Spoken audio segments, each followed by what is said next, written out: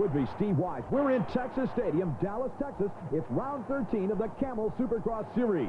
Now, earlier, we watched racing action from the 125 class, East and West regions. Had a main event there. Now, we've got another main coming up. This is the Coors Light Challenge, the 250cc main event. In Camel Supercross, this is what it's all about. Here's how the riders made it into the main. First, they raced in a pair of heat races. The top 4 finishers from each heat go directly to the main. Those that did not make it out of the heat go into semis. From the semis, top 5 finishers go to the main. One last chance. If you have not made it yet, that's to go through the last chance qualifier. Only the top 2 riders from the last chance qualifier make it into the main. That gives us 20 riders for 20 laps, and that will decide the champion here in Dallas, Texas.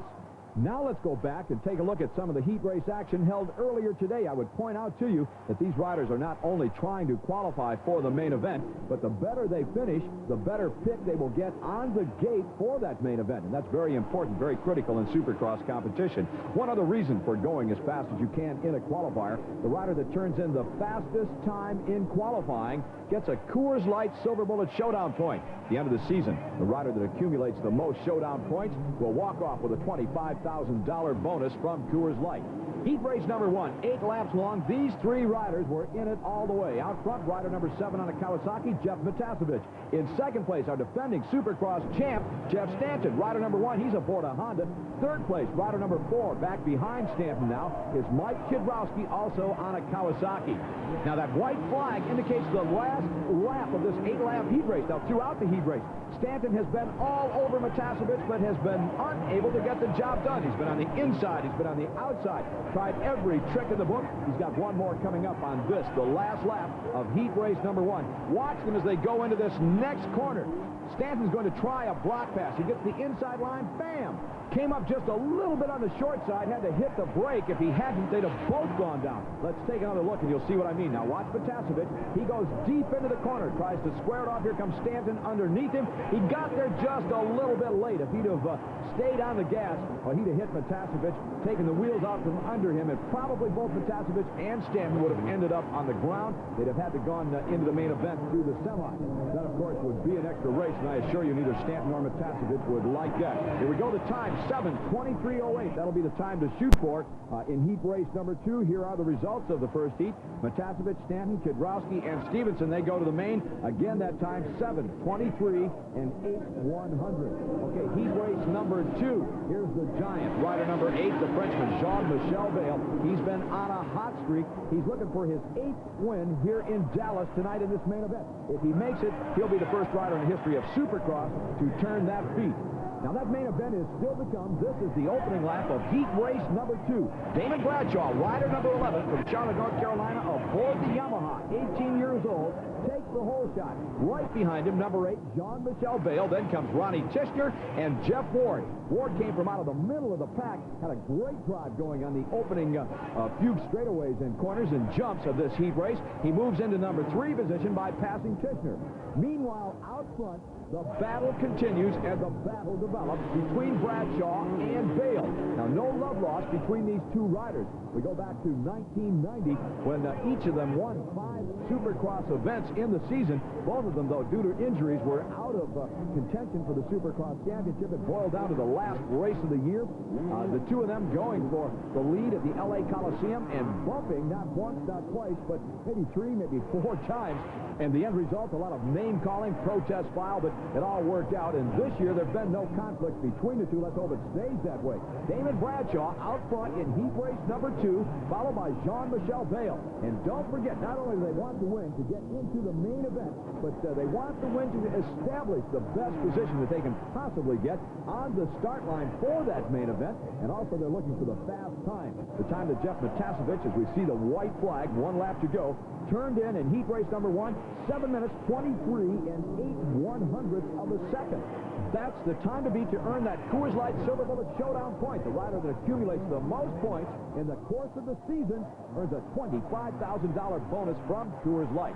Just about half a lap remaining now of this Dallas track, and heat race number 2 will be history. Now, Bayle has been following Bradshaw for 7.5 laps. 7.5 laps. He's been studying the lines that Bradshaw has been taking. He knows exactly where he might be able to go to make a pass, but Bradshaw not prone to making too many errors here. He's rode a superb race up until this point, and Bayle has not been able to get a wheel on the inside. All he's done has followed Bradshaw and worried him, but watch this corner coming up. One mistake on the part of Bradshaw. A lap rider causes it. Bayle squirts to the inside, and Bayle takes the checker flag. Look at that time. He's also taken a faster time, 7:19.64. And did you see Bradshaw? He was mad. Watch what happens. A lap rider in front of Bradshaw is going to slow the pace. He sees Bradshaw coming, and Bradshaw tried to get to the inside, but Bayle was just a little bit quicker. Bayle got to the inside, got the drive, takes the checkered flag, and watch Bradshaw one more time as he's held up by Dean Matson, rider number 21. I think Matson wanted to get out of the way. He just didn't know where to go, but it sure made Bradshaw mad. Watch this. Ha! I don't know. Bayle made it too. I know Damon was a little bit scary to have me in this back, so I just tried my best for passing in the last lap, and I passed him just in the last turn. It's very great. Well, it was spectacular, that's for sure. Thank you very much. Back to you, Larry. Well, thank you, Wendy, and our congratulations to Jean-Michel Bayle, who was followed across the line, as we saw, by Damon Bradshaw, Mike Fisher, Jeff Ward. And Bayle wins the Coors Light Silver Bullet, a showdown point, his time of 7:19.64, just about 4 seconds faster than Jeff Stanton. Here are the standings in that contest. Bayle has 4 points, Matasevich 4, Jeff Stanton 3. Damon Bradshaw would have made it a little closer if he'd have won that heat race. He only has 1 point. Still a long way to go in the season, and that $25,000 bonus. Semi number 1, it was Cooper, Dubach, Young, Hawthorne, and Somo. They made it to the main. Semi number 2, Kitchener, Morocco, Keith Johnson, Sean Kalos, Fred Andrews, and out of the last chance, it was Ward and Taylor. I'm Larry Myers. With me, Steve Wise. We're in Dallas, Texas, at Texas Stadium for round 13 of the Camel Supercross Series. Now, the 250cc main event, the Coors Light Challenge, is on the line, and we're just a few minutes away from getting that one underway. Riders are tense, they're set, they're ready to go, getting last-minute instructions, or words of encouragement, I should say, from their mechanic. Now, before the gate drops, let's go back 1 week ago to Charlotte, North Carolina for round number 12. Take a look at the action there. That's right. Raincoats, umbrellas, garbage bags, you name it. They were over the heads of the spectators. It was raining in Charlotte. Track was a slippery, slimy mess. Damon Bradshaw, hometown hero and favorite to win his second one in a row, took the early lead, but watch Guy Cooper out of Stillwater, Oklahoma. The Suzuki rider, looking for his first ever Supercross win, took the lead, but Bradshaw came right back. But then look at that, top part of your screen. Bradshaw goes down with that mistake. He was out of it. Forget him for the rest of the night. Color him gone. Guy Cooper, on the other hand, again looking for his first ever Supercross win, was riding a phenomenal race. Back in second place, a man that really understands mud, Jean-Michel Bayle, was content to stay there. Says, no way, I'm going to try to catch Cooper. He was just unbelievable until this corner coming up. One little mistake, and Cooper knocks the hay bales down. Looked like a bowling alley. There goes Bayle to the inside. Bayle takes over the number 1 spot, and it appears he's headed for win number 7 of the season. He gets it. Cooper was going to fall one more time. Still got up and managed to finish second. It was an unbelievable race action in Charlotte. Here's the way they stand coming into this one. It's Bayle on top, followed by Kiedrowski, Bradshaw, Ward, Cooper, and Matasevich. Let's take a look at some of the riders underneath the helmets. That was Jeff Stanton. There's our points leader, Jean-Michel Bayle. Damon Bradshaw, the 18-year-old Yamaha ace from Charlotte. Jeff Ward, 2 times a Supercross champ, rides for Team Kawasaki. He's tough no matter what the conditions. His teammate, another one of the young Chargers, one of the young Lions, is Jeff Matasevich. Steve Wise, I think it's safe to say the winner is going to come out of that group of heroes we just looked at. Any predictions from your side? I'll tell you, Larry, Bayle's going to be tough, but he can't be beat, and I know Stanton's going to be going for it, and Bradshaw wants to gather in his third win of the year, Larry. Well, Damon Bradshaw, I have to believe that is the toughest rider in the field next to Bayle at this particular time. We'll have to wait and see as the field thunders toward corner number 1. And it looks like Damon Bradshaw, rider number 11, is going to lead the Hungary pack through the corner and onto that tabletop and pile up back in the pack. And we have several riders down, and Jean-Michel Bayle is one. And did you see that move as he got his motorcycle turned around? That was an unbelievable situation. Jean-Michel Bayle is next to last in this one. He is way back in the pack. Damon Bradshaw, followed by Matasevich and Stanton, are way out front. There goes Bradshaw. Boy, you said he was going to be tough, and you know what we said earlier, Jean-Michel Bayle would not beat himself. Well, it looks like he may have. Well, Larry, he just got squeezed out in that first turn there. And boy, he just jerked that bike up and yanked it around and popped the clutch and took off. That was an unbelievable move. I have never seen anyone get turned around so quickly in my life on a racetrack. That was an unbelievable situation. It was worth the price of admission. Meanwhile, up front, we have got a heck of a battle going on. Damon Bradshaw is the leader, followed by his nemesis, Jeff Matasevich. No love lost between these two guys. Jeff Stanton comes next, and Jeff Ward is running in number 4 position. He's rider number 3 aboard the Kawasaki. Back in the pack, the battle is raging as all of the riders are trying to sort themselves out and work toward the front. But the battle now between Stanton and Matasevich, and Stanton is trying to get a drive on Matasevich. They call Matasevich chicken. I'll never know why. But Stanton had a good line on the inside, and now Stanton with a problem. And Stanton went down. Jeff Stanton just plowed into the hay bales. He went down all by himself. It looked like he was really trying to rail around that outside corner. And Jeff Stanton was no hope now of winning this one. I just don't see how he could possibly come from that far back to catch the fleeing Damon Bradshaw out front. But Stanton was giving it a go. He was giving it everything he had after a 3-week layoff. Now that provides a little bit of running room for Jeff Matasevich, who's in the number 2 position, and Jean-Michel Bayle is picking himself up off the ground. Bayle is making more mistakes in one race, one Supercross race here, than he has made, I think, in the past 2 years, Steve. That's really amazing because Jean-Michel Bayle is usually a very smooth, calculated rider, but as we can see, the being in the points lead, Larry sometimes brings undue pressure, and you make mistakes at times. Meanwhile, Bradshaw, rider number 11, continues to pick him up, lay him down out front, and Matasevich is not going anywhere, nor is Jeff Ward in the number 3 spot. They're studying every move that the rider in front of them is making. Ward is trying to figure out how to get around his teammate Matasevich. Matasevich is trying to figure out how to make up some ground on a fleeing Bradshaw. The gap between the first 3 stays about the same as it has been the past couple of laps. No one seeming to pull away, no one seeming able to gain. Riders are moving through the first half of this event here in Dallas, Texas. It's round 13 of the Camel Supercross Series. Supercross 91, the ultimate challenge. And Matasevich goes down. Jeff Matasevich comes through that corner, and it looked like he just grabbed a handful of throttle a little bit on the early side. Jeff Matasevich spun himself out of contention in this one. Let's go back and take another look and watch what happens with Jeff Matasevich. Steve? Well, Larry, he just got on the throttle too hard here. The weight was too far over the front of the bike. He should have the weight more centered on the motorcycle, and he just spun it out, Larry. Lack of concentration. Okay, now, meanwhile, here's what has happened. The battle for that number 4, or 3 position, rather, 3rd position, has brought the 2 riders, the Kawasaki and the KGM, closer to Jeff Ward, who is running in 2nd. So Kiedrowski is closing on his teammate, Jeff Ward. Here's that battle. This is for the number 2 position. A pair of Kawasaki's going at it. They're teammates, they're friends, but we're on a racetrack. So what goes through Kiedrowski's mind?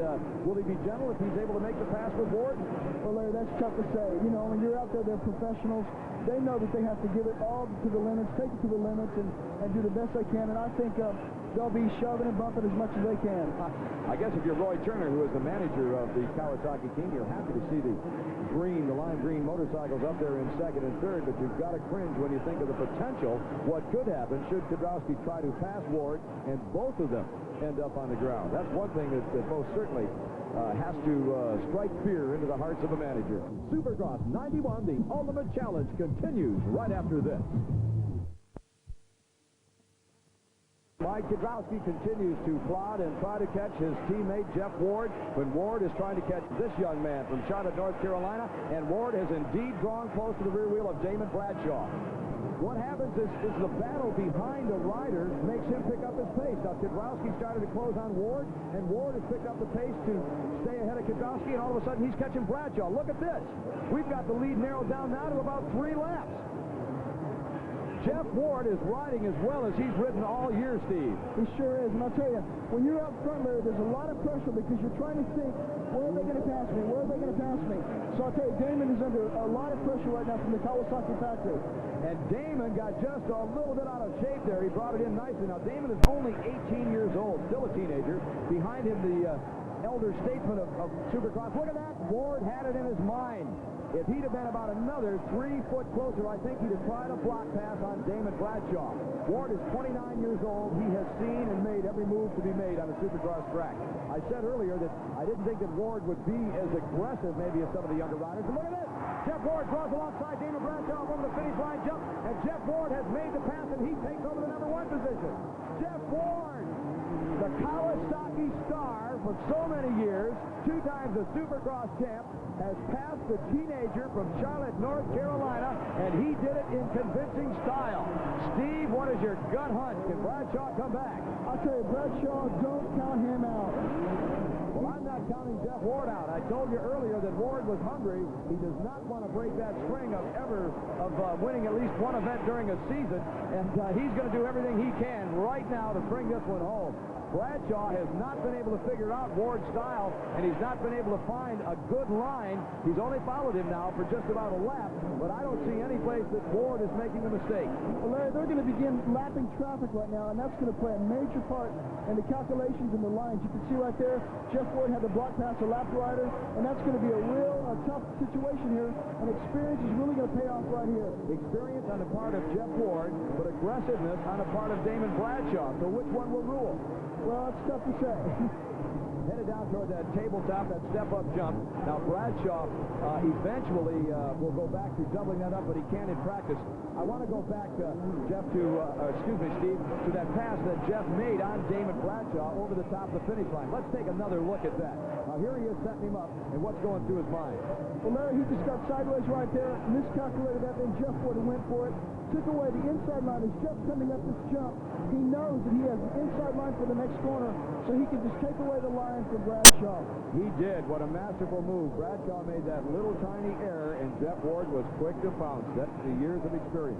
So Jeff Ward, San Juan Capistrano is home for this Kawasaki star, 2 times the Supercross champ, and as I mentioned earlier, 7 national championships. That's 5 outdoor titles to go with his 2 Supercross crowns in his career. Just an outstanding career, an outstanding rider, and what a boon he has been to the sport over the years. 29 years of age. He doesn't have that many more good years left in him, but he says, I'm going to ride just as long as I can, as long as I'm enjoying it. And he certainly is enjoying himself right here, right now. The crowd is behind him. I think they'd love to see a Jeff Ward win here in the Texas Stadium in Dallas, Texas. Well, Larry, I'm going to predict that Bradshaw gets a good drive through that stand, just as you said you were going to predict, Steve, and I know what you were going to say, and Bradshaw come right back and did it, but here comes Ward. Ward says, thank you very much, let me try that. Bradshaw got the drive just as you started to predict, I think, Steve Wise, that Bradshaw was going to come back and drive hard through the whoops, and he did. And you can't count the old veteran Jeff Ward out either, because he's going to be right back there pressuring and hammering on Bradshaw. Well, he knows he did it once. He knows that he has it in him, so he's not going to take a back seat, and he's not going to go away. Ward has got to be feeling good right now, and I'll tell you what, I like his position.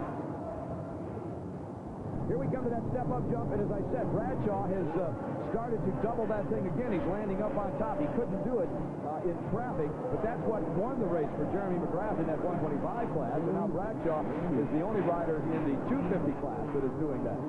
If Jeff is going to be in contention, he's going to have to do that jump as well, because that's going to be a major part of who wins this race right there.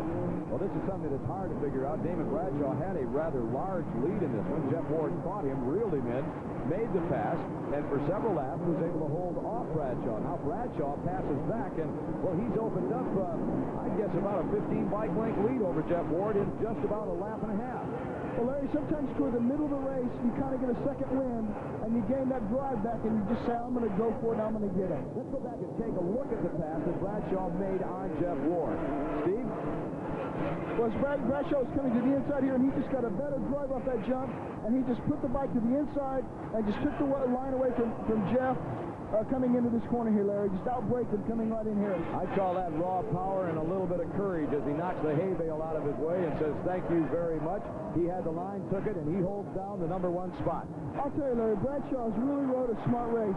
He let Jeff Ward pass him. He didn't lose his cool. He watched his lines, and then he came back and took over the lead and pulled a small lead out here. And if he can hold this, he'll win here tonight. Steve, you ever wonder where all of the smarts come from that these riders have? You mentioned that he's ridden a smart race. How did he get that way? Well, I'm going to tell you, my mother is watching this telecast, so I'm going to give mothers all of the credit in the world. Earlier, we talked to some of them. Actually, he was about 4.5 his first race, and he got 3rd place. And we probably picked him up in every turn. We'd run around the track probably as many laps as he went, and we'd pick him up, and he'd start again. That's sort of how it began. Well, he was having trouble in school, actually. We couldn't keep him in. They kept wanting to kick him out. And so this was kind of a discipline thing. He could ride his motorcycle if he'd stay in school. He didn't get in trouble. Started bringing home honor roll things. I feel about this sport like other parents feel about football, basketball, soccer, whatever. I think it's really important that parents spend time with their children, and they have to support their child. If they like racing, then they should support them in it. We have, and I think every parent that spends a lot of time in whatever sport their child wants to do, they'll be rewarded. They really will.